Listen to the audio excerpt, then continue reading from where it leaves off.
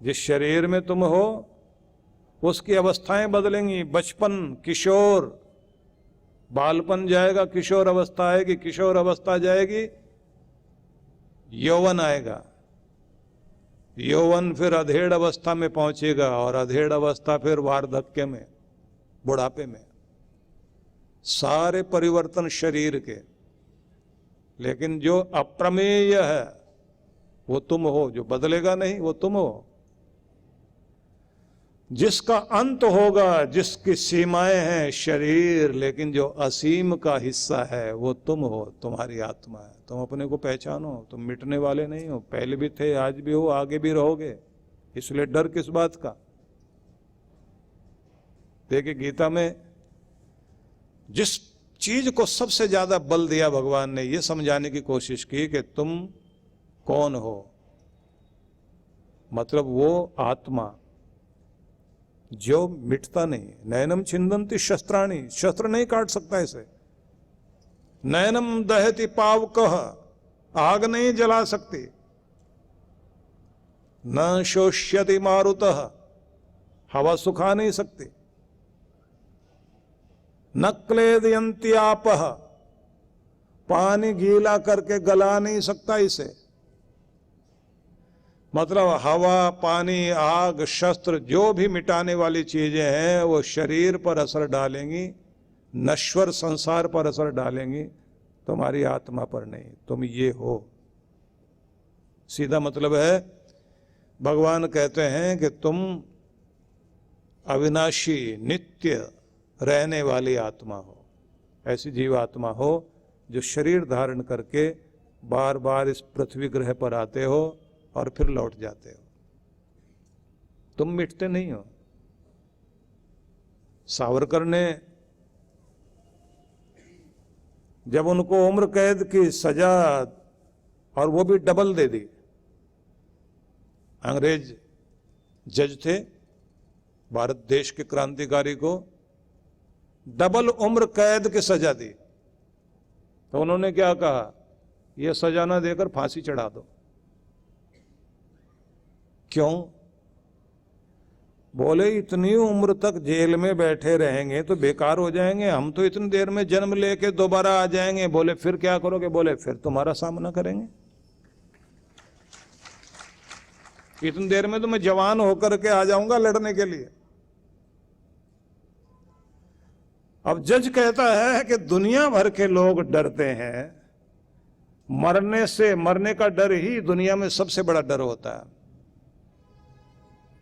दर्शनकारों ने लिखा ना कि 5 ही तो क्लेश दुखदायी चीजें होती हैं। अविद्या, अस्मिता, राग, द्वेषा, अभिनिवेशा इति 5 क्लेशा।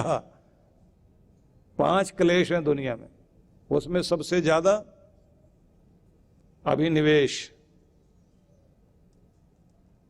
मैं रह नहीं पाऊंगा, मेरी चीजें ना मिट जाए, मेरा नाम ना मिट जाए, मेरा घर ना मिट जाए, मेरी पहचान ना मिट जाए, मैं जो कुछ भी हो खत्म ना हो जाए। यह डर सबसे बड़ा डर है दुनिया में। तो जहां किसी भी तरह का डर रहता है ना, वहां आदमी को चिंता रहती है, और उस किसी चीज के खोने का दुख, निराशा, मिट गए, बर्बाद हो गए, अब हम क्या हैं। किसी आदमी को राजमहल से झोपड़ी में बैठा दिया जाए, उसका राजापन खत्म हो जाता है, अमीरी खत्म हो जाती है। कुछ लोग अंदर से अमीर होते हैं, कहीं भी बैठा उनकी अमीरी नहीं जाती, वो वैसे ही शान से जिएंगे जैसे वहां बैठे थे। कुर्सी पर बैठे हों या कुर्सी से नीचे उतर जाएं, उनका की बादशाहत जाया नहीं करती, क्योंकि जिसकी बादशाहत अंदर है उसे कोई नीचे नहीं उतार सकता। और जो बाहर से ओढ़ी हुई चीज, सुना है ना आपने कि चूहे को बिल्ली से डर लगता था, तो वो चूहा भागते भागते ऋषि के चरणों के पास आके बैठ गया छिप के।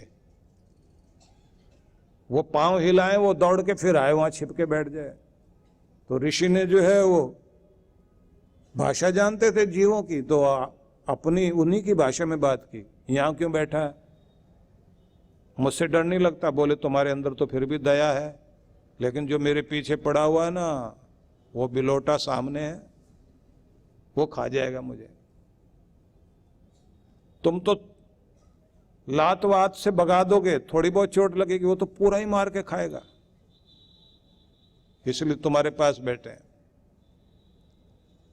दया आ गई, बोले क्या चाहते हो? बोले डर खत्म हो जाए। तो उन्होंने कहा ठीक है, बिल्ली बन जाओ, जो डराए उस जैसे बन जाओ। बिल्ली बन गई, चूहा बिल्ली बन गया। बिल्ली बनने के बाद एक दिन फिर आया और पीछे जहां उनका आसन था, जिस सिंहासन पे बैठे हुए थे, साधना कर रहे थे, चौकी पे बैठे हुए, उसके पीछे आकर बिल्ली छिप गई। इन्होंने पूछा क्यों डर रहे हो? बोले कुत्ता पीछे पड़ गया है।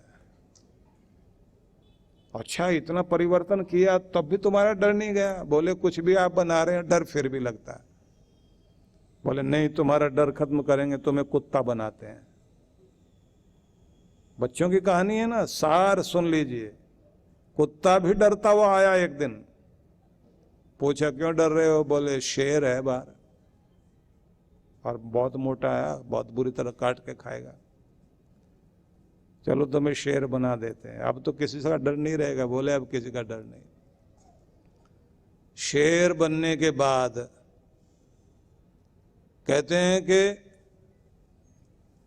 एक दिन वो उन्हीं को खाने आ गया और उन्होंने ऑर्डर कर दिया जा फिर से चूहा बन। ऐसे आपने कहानी सुनी, लेकिन मैं इसको ऐसे ना कह के थोड़ा मोड़ देता हूं कि वो एक दिन फिर आ गया डरा हुआ, क्योंकि बाहर एक दो शेर और आए हुए थे। अब ऋषि ने पूछा क्यों डरता है? तुझे शेर बना दिया? बोले शेर तो बना दिया, दिल तो अभी भी चूहे का ही है ना। तुमने बाहर से तो चेंज कर दिया है, लेकिन अंदर तो चेंज नहीं किया ना।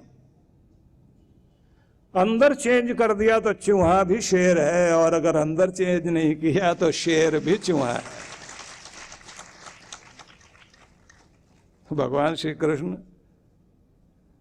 चूहे को ही शेर बना रहे हैं। चिड़ियंते में बाज लड़ाऊं, गुरु गोविंद सिंह जी महाराज ने कहा था। शक्ति दी जा सकती है, तो इसलिए कहते हैं कि पहले तो तुम अपने स्वरूप को पहचानो कि तुम हो कौन। न मरने वाली आत्मा हो। इसलिए मैं जो आपको सुना रहा हूं, सिर्फ इसमें प्रेरणा ही नहीं है, जीवन गाथा है ये, वो संदेश है जिसे सुनने की आवश्यकता है। और सिर्फ सुनना नहीं, अपनाना है।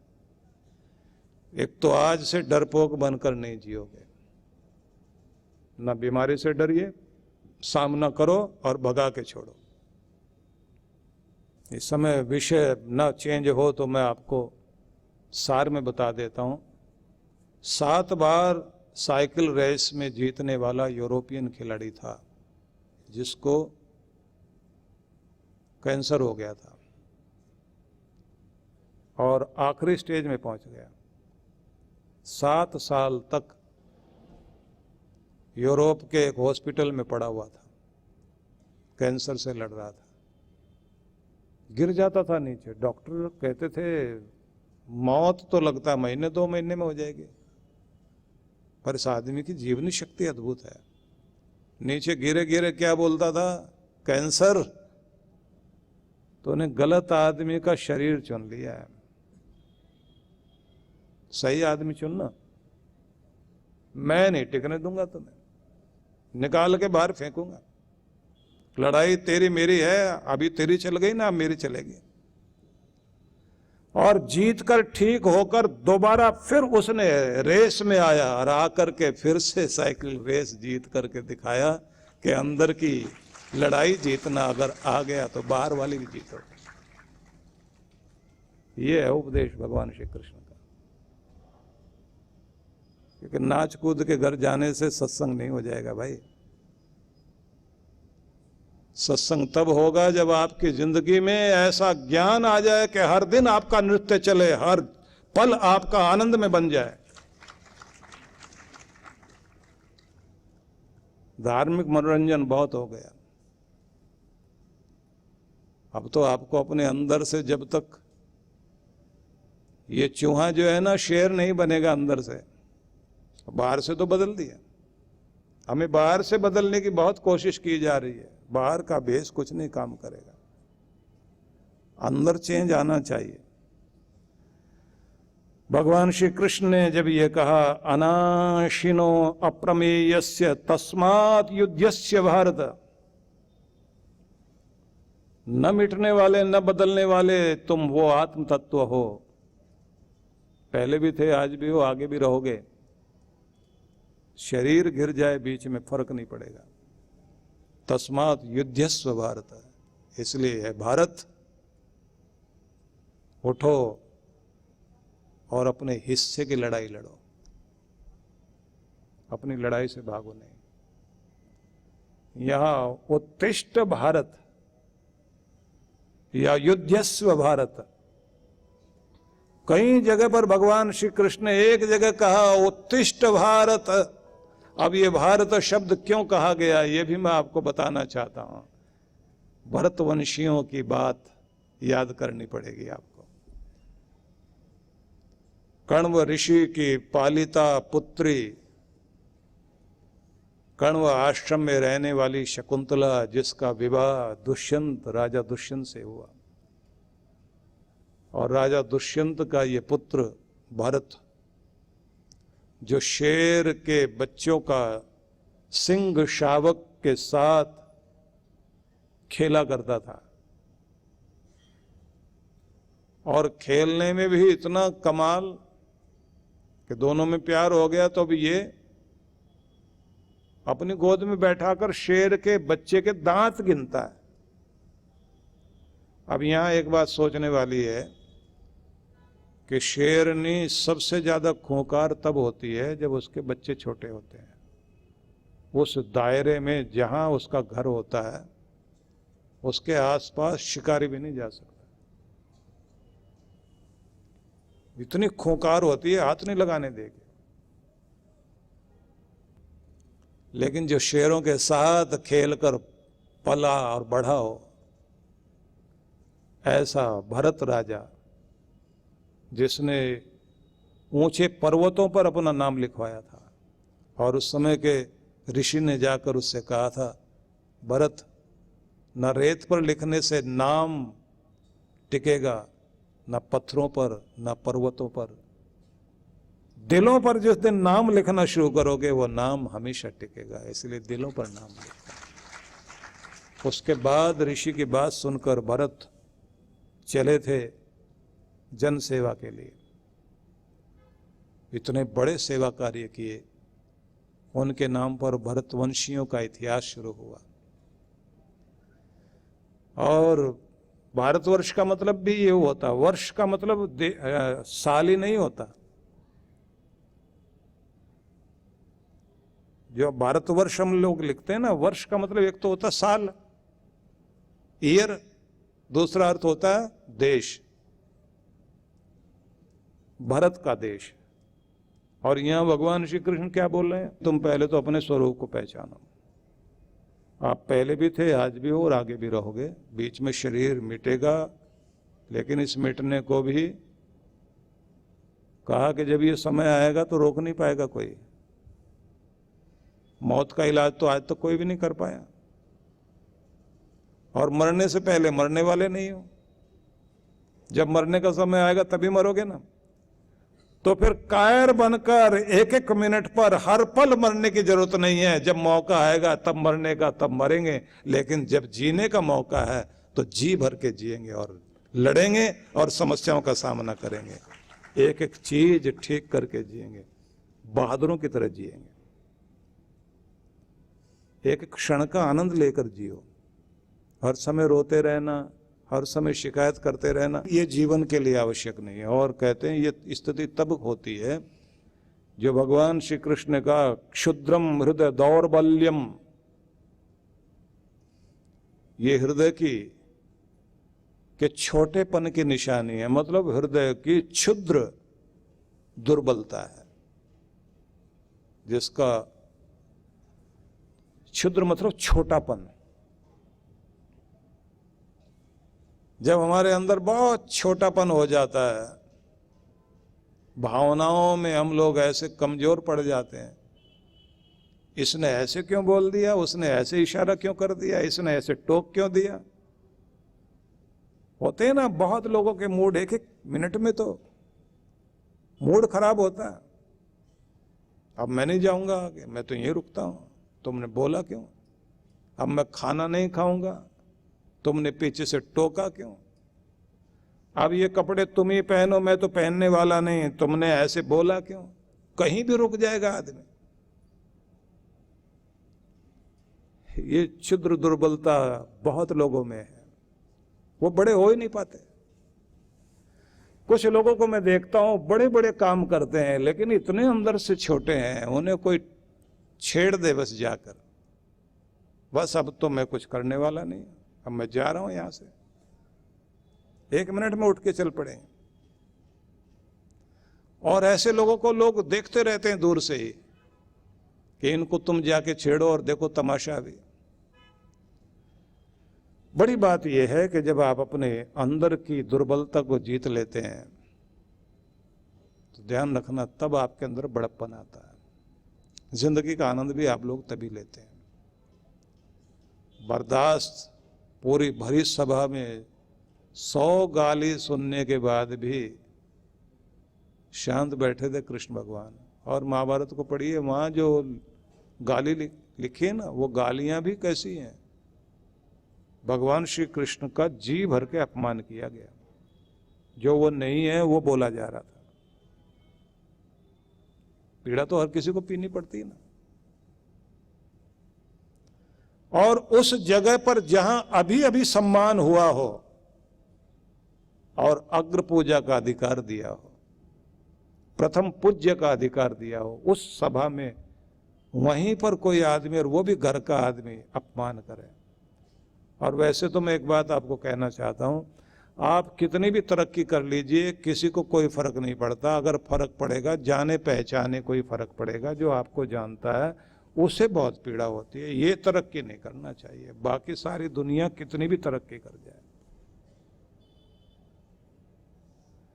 आपके निकट वाले, आपके बिरादरी वाला होगा, आपके मोहल्ले वाला होगा, आपके क्लास फेलो रहा होगा, आपके बिजनेस में साथ काम करता रहा होगा, आपका कोई भी जानकार होगा, जब वो आपकी तरक्की देखेगा उसे बर्दाश्त नहीं हो सकता।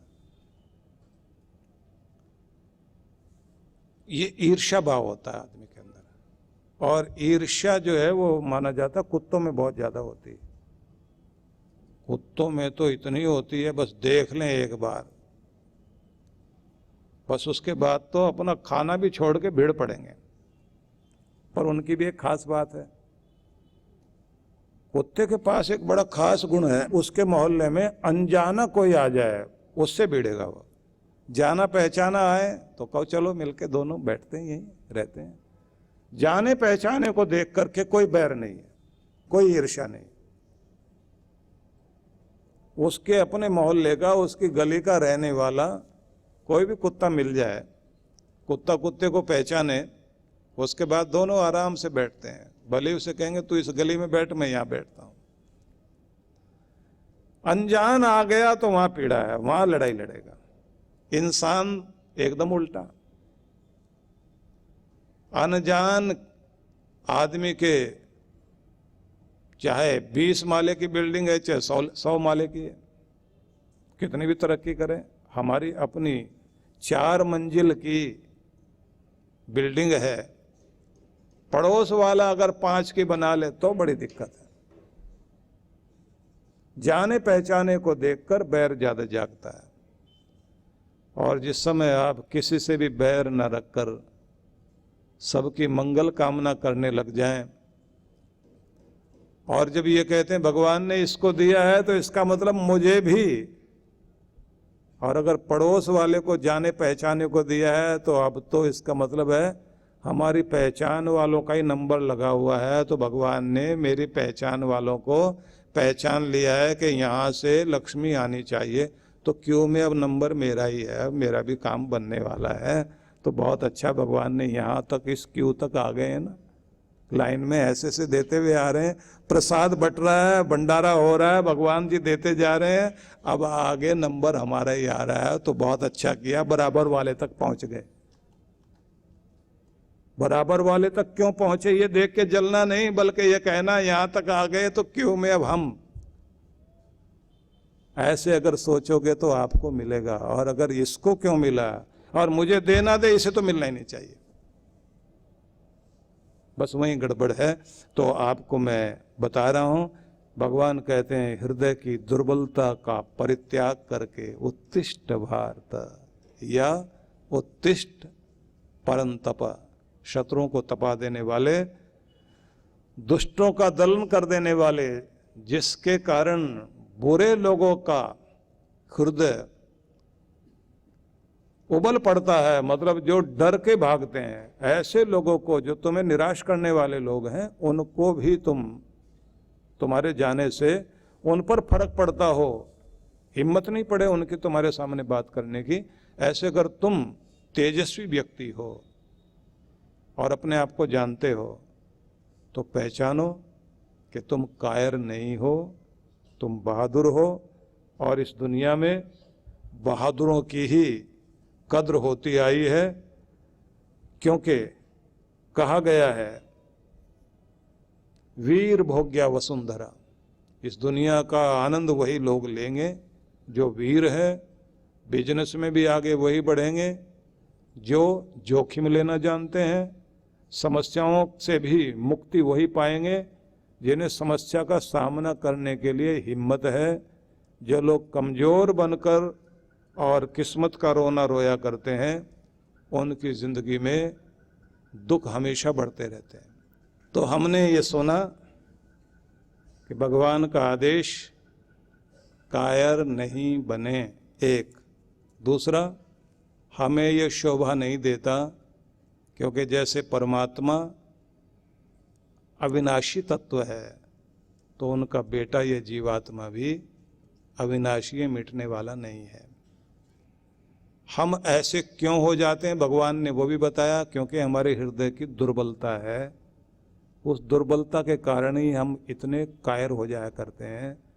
इसलिए भावनाओं के उद्वेग में बहने से बचें।